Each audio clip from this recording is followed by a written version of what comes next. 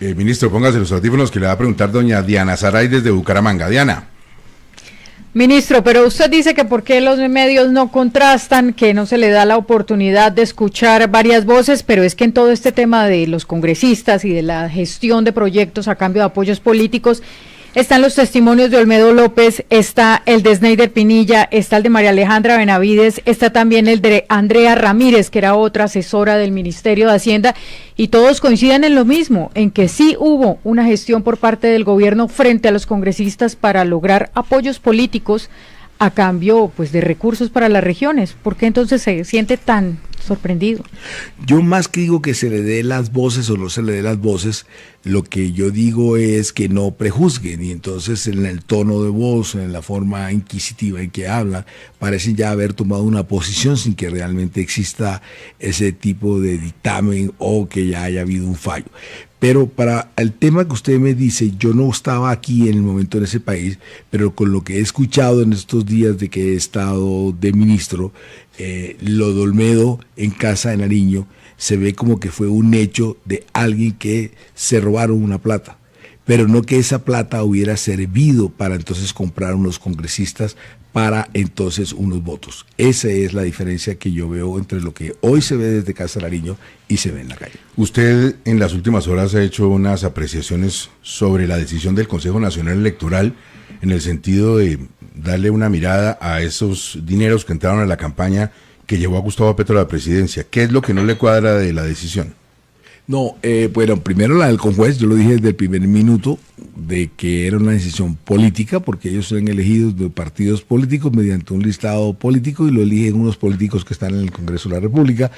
Luego son políticos y son de partidos, y si esos partidos llegan a pasar a la oposición, pues entonces pasa el Consejo Nacional Electoral a la oposición.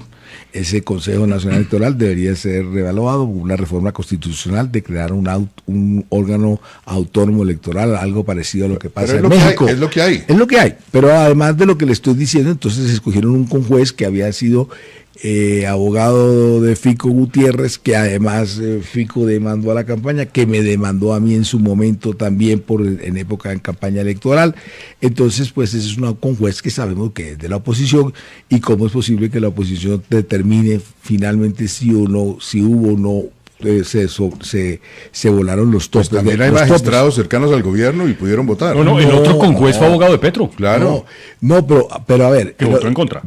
Pero a ver, el cuento es que, por ejemplo, yo denuncié lo de Odebrecht. Yo quisiera que usted viera a alguien en este país, porque lo hice y nunca nadie lo ha visto, y voy a presentar unas denuncias penales en estos días, en que yo el 5, y está en YouTube, el 5 de diciembre del 2018 dije qué empresas, qué monto, con qué personas, durante qué tiempo y con qué plata entraron más de 4.000 millones de pesos a la campaña de Santos, y nadie dijo absolutamente nada. Y había un secretario de Transparencia en ese momento que se llamaba Camilo Enciso, y ese señor se quedó callado cuando era secretario de Transparencia y no dijo absolutamente nada. Pero ahí sí le está pasando usted la cuenta de cobro lo de la casa de Leiva. No, la de la casa no, de los errores, porque en este programa usted ha dicho que esta casa tiene 4 dueños hasta que Espinosa llegó y dijo que era de Colpatria. Así que, y ustedes repitiendo esa huevona, pero de que tenía 4. La casa se la prestó Leiva a usted. Eso me dijo Leiva a mí. No, bueno, ahorita hablamos de esa vaina, pero todavía lo estamos Leiva hablando. me dijo, yo le presté la casa, que no es una mansión, pero yo se la presté. Pero no me dañe el discurso. Entonces, resulta que esa plata entró ahí y nadie dijo nada. Cuando se demostró que la plata del Cheche Hernández había entrado, porque hubo unas revelaciones nadie dijo absolutamente nada. Entonces, aquí sí es ilegal que el día de elecciones FECODE pague los refrigeros. El día de elecciones no tiene nada que ver con el día de campaña. La campaña se acaba a las 12 de la noche del sábado. Esos son unos refrigerios para unos testigos electorales, que es después de cerrarse la hora de votar, es que empiezan a actuar. Y después hubo una fiesta, y entonces quieren cobrar la fiesta después de la elección. Ojo que me está metiendo futbolistas al asunto, ¿no? ¿Cuál futbolista? El Cheche Hernández ese. No, bueno, el Ñeñe, perdón. El técnico de Cali, el pobre. A ver, Hernando lo escucha el ministro del Interior.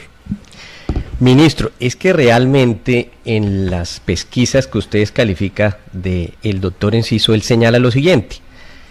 Él dice que usted, siendo ministro del Interior, a los pocos meses suscribió un convenio con RTBC para administrar recursos por más de 88.000 millones de pesos.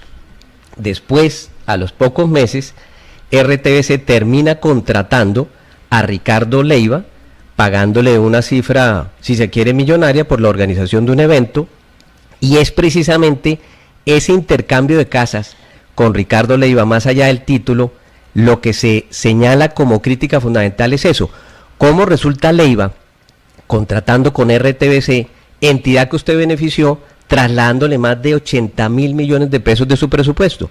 ¿Qué tiene que decir a ese respecto? Pues lo más fácil, nunca firmé el contrato de RTBC de 88.000. Entonces, si no firmé el de 88.000, ¿cómo iba a favorecer a través Pero de entonces, eso? ¿por qué terminó RTBC administrando fondos del Ministerio del Interior? Eso también es mentira. Esos fondos nunca vinieron del Ministerio del Interior. Entonces, ¿cómo? Mire, yo tengo acá, entonces le conviene a usted mandar varios derechos de rectificación, como por ejemplo el periódico El Colombiano. No, el 6 de noviembre de este no año, el existe periódico como colombiano. periódico. ¿Ah? Colombiano no existe como Usted está cerrando medios antes de que se acabe. Yo no porque estoy el colombiano cerrando sí medios, existe. estoy diciendo que no existe como tal. Mire, Existe si el y es colombiano, muy respetado. si el colombiano no existe porque solamente tiene una visión de lo que lo pasa, esas mentiras que acaba de decir. Pero que lo hace usted no cometer las un ha error. rectificado. ¿Por qué no las ha rectificado? Madre, si tuviera que rectificar todo lo que dicen de mí, yo lo trabajaría. Pues no, lo que es como cuando funcionario público sí me parece que es importante, No, sobre todo porque ese es un detalle fundamental en la investigación que ustedes califican del doctor Enciso. Pero es fundamental, si usted quisiera un poquito más, si hubiera mirado algún Twitter. No, ministro, yo quiero decirle que yo a usted le tengo aprecio porque los dos somos hinchas del Junior. Lo que pasa es que a mí me gusta meterle goles y a usted me imagino taparlos.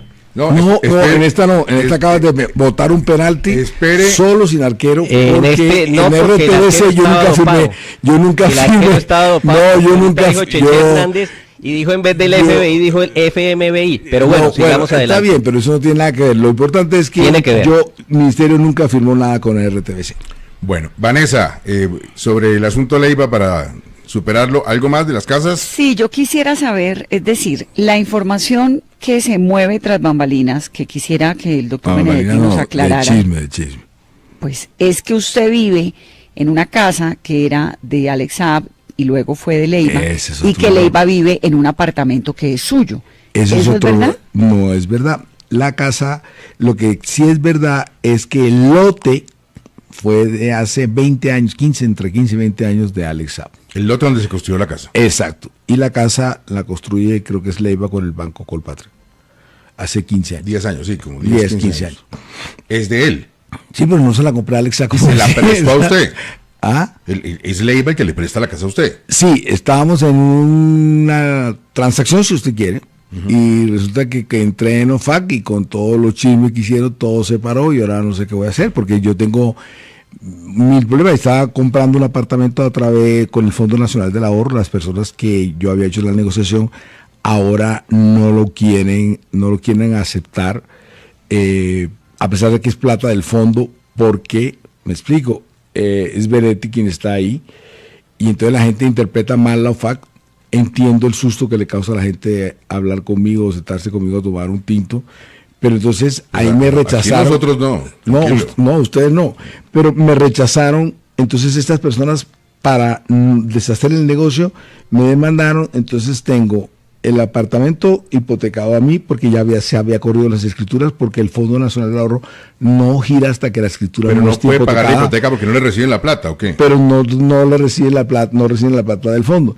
Entonces yo ando en un limbo y no tengo cuenta bancaria, y me sacaron de Sura del tema de la salud, y del Club Social me sacaron porque no pueden recibir plata mía, que eso no es así. La OFAC no tiene nada que ver así. O sea que los 1001 problemas que tengo, el que me quiso hacer una maldad con los OFAC, tengo que reconocer, como lo reconocí aquí, que me la hicieron de verdad.